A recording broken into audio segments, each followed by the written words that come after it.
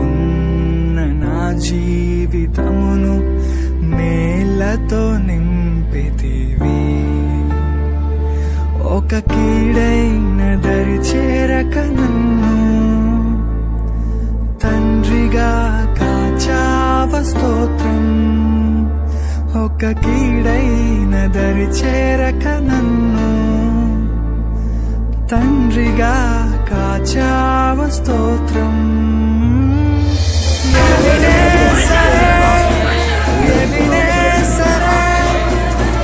ఇంతకాలం కాచితివే ఎబినేసరే, నా తోడువై నడచితివే. స్తోత్రం స్తోత్రం స్తోత్రం, పాపగా కాచితివి. స్తోత్రం స్తోత్రం స్తోత్రం స్తోత్రం, కౌగిలిలో దాచితివి. స్తోత్రం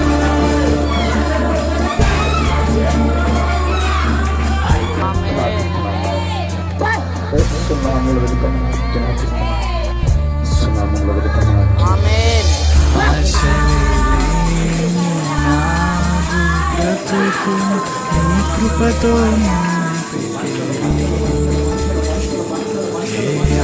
ఆశలేని నాదు బ్రతుకు నీ కృపతో నింపితివి.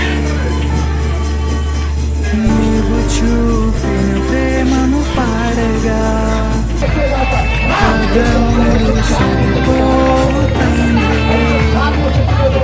నీవు చూపిన ప్రేమను పాడగా పదములు సరిపోవు తండ్రి.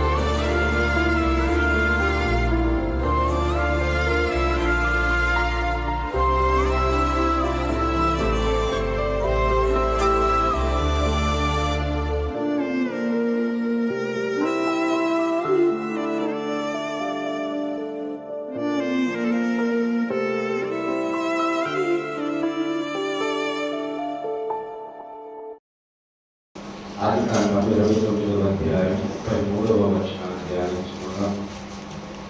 ఆదికాండము 29వ అధ్యాయం. ఆమె మరలా గర్భవతి కుమారుని కని ద్వేషింపబడిన సంగతి యెహోవా విన్నాడు గనుక ఇతన్ని కూడా నాకు దయచేసిన అతనికి షిమ్యోను అని పేరు పెట్టాడు. దేవునికి స్తోత్రం. 32 లేయా గర్భవతి కుమారుని కని యెహోవా నా ప్రేమను చూచి ఉన్నాడు కనుక నా పెళ్లికి నన్ను ప్రేమించును కదా అనుకొని అతనికి రూబేను అని పేరు పెట్టాడు. దేవునికి స్తోత్రం. జాగ్రత్తగా వినండి మాటల్లో. యాకోబు గారు తన మామగారికి వెళ్ళినప్పుడు తన మామగారి కుమార్తె అయిన చిన్న కుమార్తె రాహేలుని ప్రేమించాడు. లేయా అనే ఆమె జబ్బు కలది, పుస్తొస్తా ఉంటుంది కళ్ళని ప్రసాద. అయితే తాను ప్రేమించిన రాహేలు కొరకు ఆయన గొడవ చేసినట్లుగా గొడవ చేస్తే ఆమెను తనకు భార్యగా ఇస్తానన్న తన మామ మాట నమ్మి ఆయన కొలువు చేశాడు. వివాహ సమయం వచ్చినప్పుడు ఆ రోజుల్లో మనకి ఇప్పట్లాగా లైట్లు అవి లేవు కాబట్టి మరి రాత్రి ఆ సమయంలో చీకటి సమయంలో తాను ప్రేమించిన రాజేలకు బదులుగా లేయాను తన గదిలోకి పంపాడు. తెల్లారి చూశాడు. చూస్తే ఆమె లేయాను చెప్పుకలది, ఆయన ప్రేమించింది కాదు. వెంటనే యాకోబు తన మామను సంప్రదించాడు. ఇక్కడ మనం గమనించాల్సిన విషయం ఏంటంటే యాకోబు రాహేలును ప్రేమించడం వల్ల లేయాను ద్వేషించాడు. అంతేనా? జబ్బు కలది అంటే ఎవరైనా అనారోగ్యం ఉంది అంటే ఎవరైనా జాలి పడతారు, ఎవరైనా దయ చూపిస్తారు. కానీ ఈ యాకోబు రాహేలును ద్వేషించడానికి గల కారణము రాహేలు అందగట్టె, రాహేలును ఆయన ఇష్టపడ్డాడు కాబట్టి లేయాను ద్వేషించాడు. రాహేలును ప్రేమించడం లేయగారు చూసి తను పట్టించుకోవట్లేదని, తనను ద్వేషిస్తున్నాడని తన భర్త మీద చాలా బాధతో దుఃఖంతో ఉన్నటువంటి పరిస్థితి. ఆమె గర్భాన్ని దేవుడు తెరిచినప్పుడు అక్కడ మాట మనకి ఏముండదంటే దేవుడు ఆమెను జ్ఞాపకం చేసుకున్నాడు. దేవుడు ఆమెకు కుమారుని అనుగ్రహించాడు. కట్టుకున్న భర్త ద్వేషించిన దేవుడు మాత్రము ద్వేషించేవాడు కాదు. ఇప్పుడు మనం ఎవరైనా కానీ ఎవరన్నా మనకి ఇష్టమైతే వాళ్ళ స్నేహితులు అవని, బంధువులు అవని, ఇరుగు పొరుగు వారు అవని, మనం ఎవరితో అయితే ఇష్టంగా మాట్లాడతామో, ఎవరితో అయితే ఇష్టంగా కూర్చుంటామో వాళ్ళకి ఇష్టం లేని వాళ్ళు కూడా ఇలా ఇష్టం ఉంటుంది. చాలా స్నేహాలు మనం చూస్తానే ఉంటాం. స్నేహితుల విషయానికి వచ్చేపాటికి ఒకరికి ఎవరైనా శత్రువు అయితే రెండో వాడికి కూడా వాళ్ళు శత్రువులే. మనుషుల ఆలోచనలు, మనుషుల పద్ధతులు చాలా దారుణంగా ఉంటాయి. కట్టుకున్న భార్యనే ద్వేషించేటువంటి పరిస్థితి యాకోబు. ద్వేషించబడుతున్న యాకోబు ఆ లేయ ఒక వేదనగా దుఃఖంతో ఉండేది. ఈ రోజున లేయ లాంటి పరిస్థితుల్లో ఎవరైనా ఉంటే మనం ఎవరినైతే ప్రేమిస్తామో వాళ్ళు మనం ద్వేషిస్తూ ఉంటే ఆ బాధ తట్టుకోలేదు చాలా మంది. ఒక తండ్రి కుమారుడికి వివాహాన్ని సిద్ధపరిచాడు. అయితే కుమారుడికి, తండ్రికి అందరికీ ఇష్టమే. కొన్ని కారణాల చేత ఆ బిడ్డ మంచిది కాదని ఆ వివాహాన్ని చేయకూడదని తండ్రి నిర్ణయించుకొని కుమారుడికి సర్ది చెప్పాడు. అయ్యా వదిలేయ్యా, మనకి మంచి సంబంధం కాదు, ఇంకో సంబంధాన్ని చూద్దాం అయ్యా. ఈ పిల్లలు మాత్రం ఆ పిల్లలు బాగా ప్రేమించేసాడు, బాగా ఇష్టపడ్డాడు. నేను చేసుకుంటే ఆమెనే చేసుకుంటాను అన్నాడు. తండ్రి దానికి ఒప్పుకోవాలి. అప్పటి వరకు తండ్రి కొడుకు ఎలా ఉన్నారంటే ఒక స్నేహితుల్లాగా ఉన్నారు. ఎవరికి తెలియకుండా, ఒకరికి తెలియకుండా ఒకరిలో ఏ పని చేసేవారు కాదు. అంత ఇష్టంగా, అంత ప్రేమగా ఉన్నారు. ఎప్పుడైతే తండ్రి కుమారుడు మేలుకొని వద్దయ్యా అన్నాడో కుమారుడు ద్వేషించడం ప్రారంభించాడు. అప్పటి వరకు తండ్రికి లోబడి జీవించిన వాడు తన ఇష్టానికి ప్రవర్తించడం ప్రారంభించేశాడు. డైలీ అందరింట్లో ఇలాగ రావడం, తాగి తల్లిదండ్రుల ముందే ఇంటికి రావడం, ఇలాగా తండ్రిని బాధపెట్టడానికి తండ్రిని ద్వేషించేశాడు కుమారుడు. చాలా జాగ్రత్త దేవుడు వెళ్ళాలి. ఈ రోజున మనం కూడా గమనించినట్లయితే దేవుడు మన మేలు కోరి ఏదైనా మనం ఆశించింది దేవుడు త్వరగా ఇవ్వకపోతే ఖచ్చితంగా మనం కూడా దేవుడిని ద్వేషిస్తాం. ద్వేషిస్తాం ఏంటి? మందిరానికి ఆగిపోతాం, ప్రార్థనకు ఆగిపోతాం, ప్రార్థన చేయటం ఆపేస్తాం, దేవుని పరిచర్యలో పాల్గొనడం కూడా ఆపేస్తాం. ఇక దేవుడిని మర్చిపోతాం చాలా వరకు మనం. ఈ లోకపు తండ్రి కుమారుడు మేలు కొరకు తాను తీసుకున్న నిర్ణయము, కుమారుడి చేత ద్వేషించబడుతున్నప్పటికీ ఆ బిడ్డను చేసుకుంటే ఇతనికి నష్టమని, ఇతను ఇబ్బంది పడతాడని, ఇతడు తలదించుకోవాల్సిన పరిస్థితి వచ్చిందని తండ్రి కుమారుని యొక్క ద్వేషాన్ని కూడా సహించాడు. ఈరోజు యేసుక్రీస్తు ప్రభు వారు పరిశుద్ధుడై ఉండి నీతిమంతుడై ఉండి కూడా పాపులమైన మనకు మేలు చేయడానికి కొన్ని సందర్భాలలో కొన్ని విషయాల్లో ఆయన లేటు చేస్తే ఖచ్చితంగా పాపులమైన మనం పరిశుద్ధుడైన దేవుణ్ణి ఖచ్చితంగా ద్వేషిస్తున్నాము. ద్వేషించి నిర్లక్ష్యం, నిద్రపోతాను, తిండిపోతాను, అలాగే ప్రార్థించకపోవడం, స్తుతించకపోవడం ఇలా ఎన్నో ఆయన దగ్గరగా మనం వెళ్ళకోకుండా చేసేస్తాం. అది చాలా తప్పు. దేవుడు ప్రేమిస్తే అందరూ నిన్ను ద్వేషించిన ఆయన ఒక్కడు ప్రేమిస్తే చాలు, నీ జీవితం భాగ్యవంతంగా మారుతుంది. దేవుడు ద్వేషించేటట్లు మనం చేసుకోకూడదు. ఎందుకంటే బైబిల్ గ్రంథంలో ఒక అతను దేవుడు ద్వేషించాడు. ఎవరినో చెప్పండి.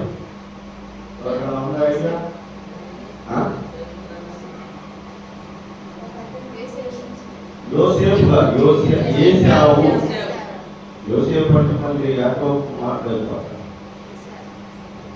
ఇస్సాకు కుమారుడు ఏశావు. చూడండి, ఆ మాట నేను మీకు చూపిస్తాను. రోమీయులకు రాసిన పత్రిక 9వ అధ్యాయం 13వ వచనం.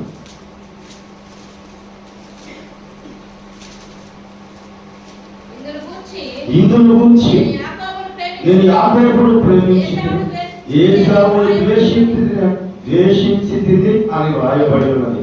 కాబట్టి ఏమందుమో దేవుని యందు అన్యాయము కలదా అట్లనరాదు. దేవునికి స్తోత్రం. ఎందుకు దేవుడు ఏశావును ద్వేషించాడు? ఏశావులో ఉన్నటువంటి గుణగణాలు ఏంటి? ఏశావు దేవుని ఎందుకు దుఃఖపరిచాడు? ఏశావు మనస్సు ఎందుకని అలా ఉంది?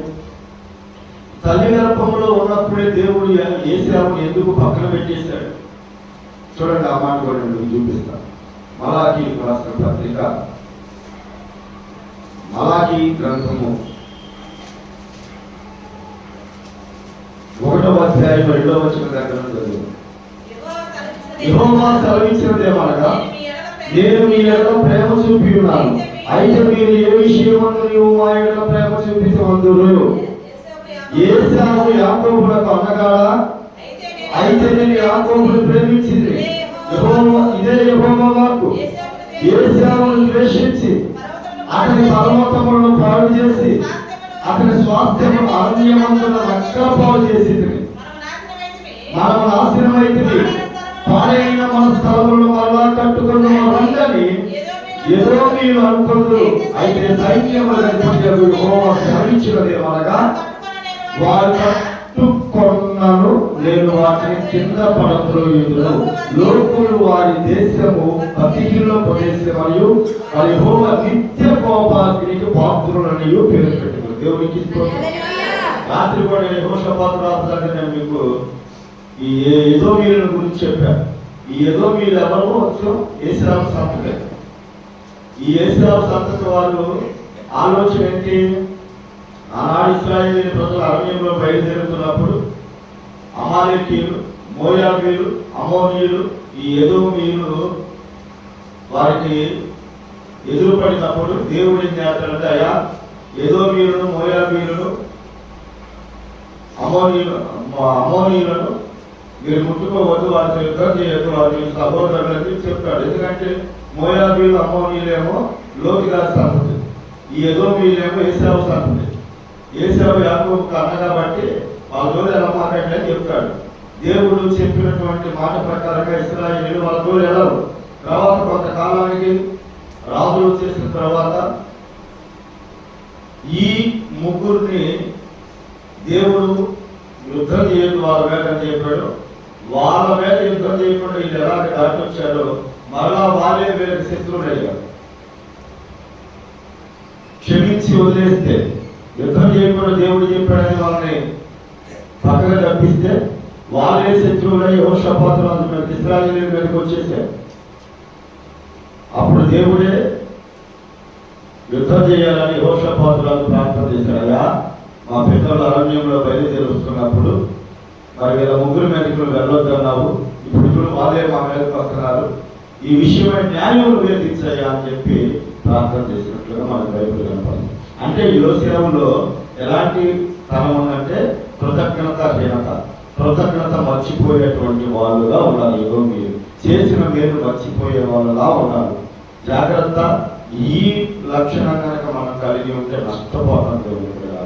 మానవుల ఇష్ట ప్రకారంగా మాత్రం మనము మన ఆలోచనల ప్రకారంగా మాత్రం మనం వెళ్ళడానికి వీల్లేదు. దేవుని చిత్త ప్రకారంగానే నడవాలి. దేవునికి పేరుకు మోసగాడే కానీ యాకోబు అన్ని విషయాల్లో నమ్మకంగానే ఉన్నాడు. పేరుకి మోసగాడనే కానీ యాకోబు అన్ని విషయాల్లో నమ్మకంగానే ఉన్నాడు. దేవుని ప్రార్థనా విషయాల్లో కానీ, దేవునికి ఇచ్చే విషయంలో కానీ, దేవుని మాట ప్రకారంగా వెళ్ళే విషయంలో కానీ అంతా దేవునికి ఇష్టంగానే బ్రతికాడు. ఏశావు అమ్ముకున్నాడు జ్యేష్ఠత్వాన్ని, ఆయన కొనుక్కున్నాడు, కడుపు దాల్చుకున్నాడు. ఏశావు కడుపు నింపి యాకోబు కడుపు మార్చుకున్నాడు. కాబట్టి జ్యేష్ఠత్వాన్ని కొనుక్కున్నాడు ఆయన.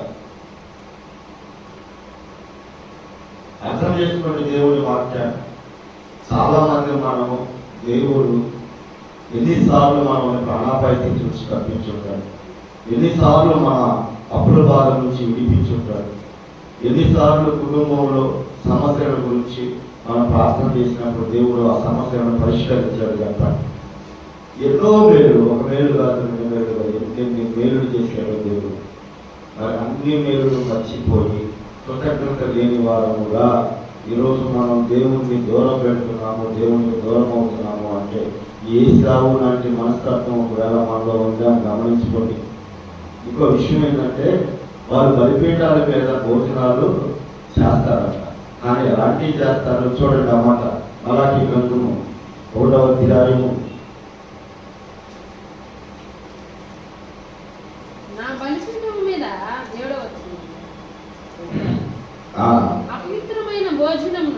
నా బలిపీఠము మీద అపవిత్రమైన భోజనము మీరు అర్పించుచు ఏమి చేసి నిన్ను అపవిత్రపరిచమని మీరందరూ యెహోవా భోజనపు బలను నీచపరిచినందు చేతనే కదా. దేవునికి అపవిత్రమైన భోజనము బలిపీఠాల మీద అర్పిస్తారంట. అంటే వాస్తవికంగా దేవునికి అర్పించేవి శ్రేష్టమైనవై ఉండాలి. అలాగే దీనత్వం కలిగిన గొర్రె పిల్ల, గోపలు, పావురాళ్ళు, సాత్వికమైనటువంటి జంతువులు కూడా సాత్వికమైనవి, అలాగే మృదువైనవే దేవుడు కోరుకుంటాడు. గర్విష్టివి, ఎగిరేవి, గంతులేసేవి కాదు. అలాగే అపవిత్రమైన భోజనం అంటే కుంటిదానిని, గుడ్డిదానిని దేవునికి అర్పించకూడదు. మీరు చేస్తున్నది ఏంటి? ఇప్పుడు అపవిత్రమైన అంటే కుంటిలో, గుడ్డిలో, వాళ్ళకి ఇష్టం లేని, వాళ్ళకి పనికి రానివి దేవునికి అర్పిస్తున్నారు. అర్పించే బలిపీఠం మీద వాటిని మళ్ళా తింటున్నారు. ఈరోజు గమనించండి, దేవునికి మనం ఎలాంటివి ఇస్తున్నాము? దేవుని బైబిల్ చెప్తుంది సనుగు కొనక గొనుగు కొనక ఇవ్వాలి. ఎంతమంది సరుగుతున్నారు, ఎంతమంది కొనట్లేదు? దేనిరా బాబు మాకు కర్మ పదార్థం అనుకునేవాళ్ళు లేదా? ఇచ్చే ఎంత, ఈగిపోతే ఎంత, ఈగిపోతే అడుగుతాడు అంటావా అని ఆలోచన చేసేవాళ్ళు లేదు. దేవుని పిల్లలారా, బైబిల్ చెప్తున్న మాట ఏంటంటే నీ హృదయంలో నిశ్చయించిన కొలది దాంట్లో దాని గురించి ఆలోచన చేయకూడదు. ఎప్పుడైనా దేవునికి ఇచ్చే విషయంలో ఎంత ఇస్తే నేను అంత దీవించబడతా, ఎంత ఇస్తే నేను అంత నాకు వేరు జరిగింది, నేను ఎంత దేవునికి ఇష్టరాలుగా ఉంటే అంత దేవుడు నన్ను, నా కుటుంబాన్ని ప్రేమిస్తారన్న ఆలోచన నీకు నాకు ఉండాలి. ఈ ఏశావు ఆలోచనలు ఏంటయ్యా అంటే బలిపీఠం మీద అపవిత్రమైన వాటిని ధరిస్తున్నారు, వాటినే మళ్ళీ అక్కడ భోజనం చేస్తున్నారు. దేవునికి ఇష్టం లేనివి, కుంటివి, గుడ్డివి, నీచమైన వాటిని దేవుడు తీసుకోవడం. కానీ మనం ఇచ్చేది నేను చాలా మందిని గమనిస్తాను. ఎప్పుడన్నా ఒక సంచి తీసుకొని కాయ తీసుకొని వెళ్తున్నాను, హఠాత్తుగా మనం కనపడ్డాము, పిల్లలు నా పక్కన ఉన్నారు, వాళ్ళే ఆ కాయలో వచ్చి కాయ చేస్తారు. ఏ కాయ చేస్తారు చెప్పండి? వాళ్ళకి కాస్త కంటికి తక్కువగా కనపడింది. కాస్త మత్సరాలు, కాస్త మెత్తబడ్డాలు, ఏదో ఒకటి సరే. నాకే మామూలుగా చెప్తున్నా, మనకిచ్చేవైనా వాళ్ళు ఏం చేస్తారంటే ఆ మెత్తబడ్డాలు, కాస్త మత్సరాలు, డాగున్నారో ఇచ్చేస్తారు, ఏదో కాయ ఇచ్చామన్న పేరుకి. అలాగే ఈశ్వర సంతని కూడా దేవునికి బలిచ్చామన్న పేరుతో ఏది పడితే అది ఇచ్చి అదే పవిత్రం అనుకుంటున్నారు. కానీ దేవుడు వాటిని ఏం చేస్తున్నాడు? ద్వేషిస్తున్నాడు. ఆ పనులను దేవుడు అసహించుకుంటున్నాడు. జీవం కలిగిన దేవునికి ఇచ్చేది ఏదైనా శ్రేష్టమైనదే హల్లెలూయా. సేవకుడు వచ్చిన ఈ మందిరానికన్నా వెళ్తే నా దేవులో ఉన్న విలువైన పెద్ద నోటే వేస్తారు. ఎప్పుడు చిన్న నోటే, ఎప్పుడు చిన్న కాలు పెట్టడం.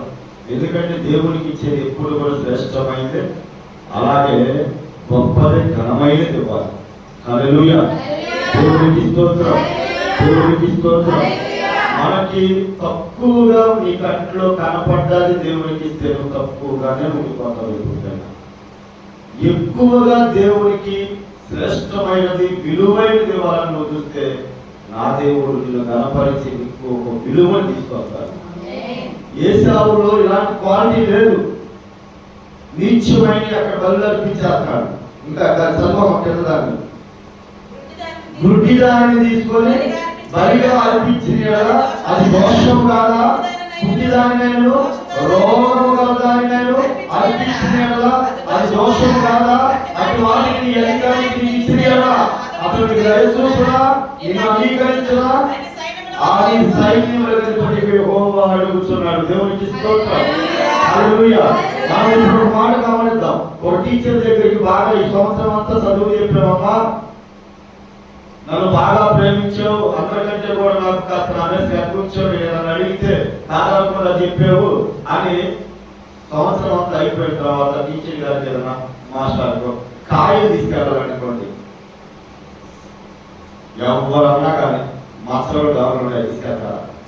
తీసుకెళ్తే వాడు ఒప్పుకుంటాడు, వాడు అంగీకరిస్తాడా? పైకి చెప్పకపోయినా ఖచ్చితంగా మనం నువ్వు ఇచ్చిన కానుకలు పెట్టే వాడు ద్వేషిస్తాడు. మేము కాయలు అమ్మేటప్పుడు మా శ్రీనివాస మాస్టర్ గారు కాయలు, మేము కాయలు అమ్ముతామని తెలిసి కమలాకాయల సీజన్లో ఖచ్చితంగా వారంలో ఒకసారి నాకు 100 రూపాయలు 50 రూపాయలు అప్పులో ఇచ్చి అయ్యా ఆ తెలి కాయలు తీసుకోవడం దగ్గర పంపావు. ఆ లాటు మీద పడి నేను కొట్లో ఉన్నా కానీ లాటు మీద కానీ మొత్తం మీద మచ్చలేనిది, డాకు లేని అన్ని ఏదేవాడి మామ తిట్టేది, ఏదైనా పదాకలు వచ్చాడు. ఎందుకంటే తీసుకెళ్తుంది ఎవరికి? నాకు చదువు చెప్పే ఈ లోకాధికారికి దాగులు మచ్చలు ఉన్నాయి, కుంటిది గుడ్డిది తీసుకెళ్తే వాడు అంగీకరిస్తాడా? ఈ లోకపు అధికారులు, ఈ లోకపు పెద్దలే అంగీకరించినప్పుడు సైన్యముల అధిపతి యెహోవా ఎలాగ అంగీకరిస్తాడు? మీకు అర్థమైందా? ఏశావులో ఉన్న ఇంకో పొరపాటు, ఇంకో క్వాలిటీ ఏంటయ్యా అంటే దేవుడు అందరూ తీసేసినవి తీసుకొచ్చి దేవుడికి అర్పిస్తున్నాడు. చాలా తప్పు. దేవుడు పెడతారా?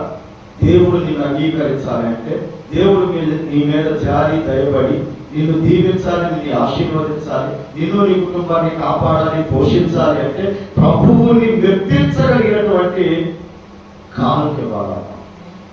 నీ మనస్సే అది. నీ మనస్సును బట్టి నీ కానుక విలువ పెరిగింది. దేవాలయంలో 1000 రూపాయలు 1,00,000 రూపాయలు వస్తున్న వాళ్ళు ఉన్నారు. 2 కాసులను దేవుడు ఎందుకు విలువంగా చెప్పాడు? ఎందుకంటే ఆమె మనస్సును బట్టి ఆ 2 కాసులు గొప్ప విలువ వచ్చేది. అలాగే నీ మనస్సును బట్టి ఇంటికి తీసుకెళ్తున్నాం ఒకసారి నాకు ఏమని కాదు మాట చెప్తాం. ఇంటికి తీసుకెళ్తున్నాం, మనం ఏదో మామిడికాయలే తీసుకెళ్తాం. ఈ లోపు దైవజనుడు ఎదురొచ్చాడు. ఆ దైవజనుడు ఎదురొచ్చినప్పుడు ఒకవేళ దైవజనుడికి నీకు కాయ ఇవ్వాలని అనిపిస్తే ఉన్న వాటిల్లో ఎలా మేలైనది, విలువైనది, పెద్దదే ఇవ్వాలి.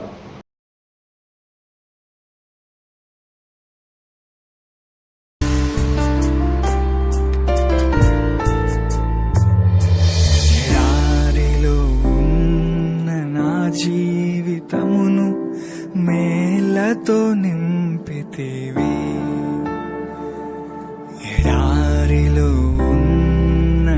జీవితమును మేళ్లతో నింపితివి. ఒక కీడైన దరి చేరక నన్ను తండ్రిగా కాచావ స్తోత్రం. ఒక కీడైన దరి చేరక నన్ను తండ్రిగా కాచావ స్తోత్రం. ఎబినేజరే, ఎబినేజరే, ఇంతకాలం కాచితివే. ఎబినేజరే, ఎబినేజరే, నా తోడువై నడచితివే. స్తోత్రం, స్తోత్రం, స్తోత్రం. కృపాపగా కాచితివి. స్తోత్రం, స్తోత్రం, స్తోత్రం, స్తోత్రం. కౌగిలిలో దాచితివి. స్తోత్రం.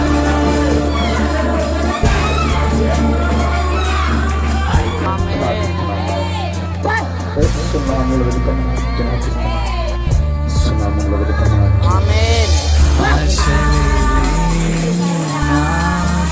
బ్రతుకు నీ కృపతో నింపితివి.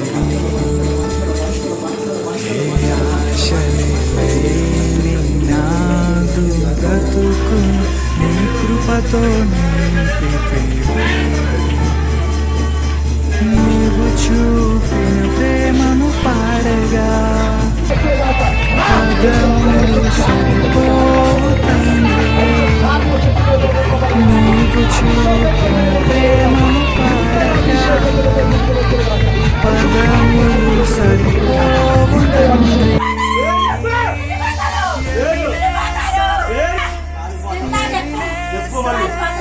చెప్పు తీసుకెళ్తాను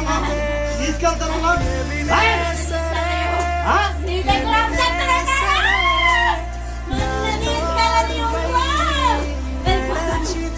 వెళ్ళిపోతాను ఇప్పుడు చెప్పు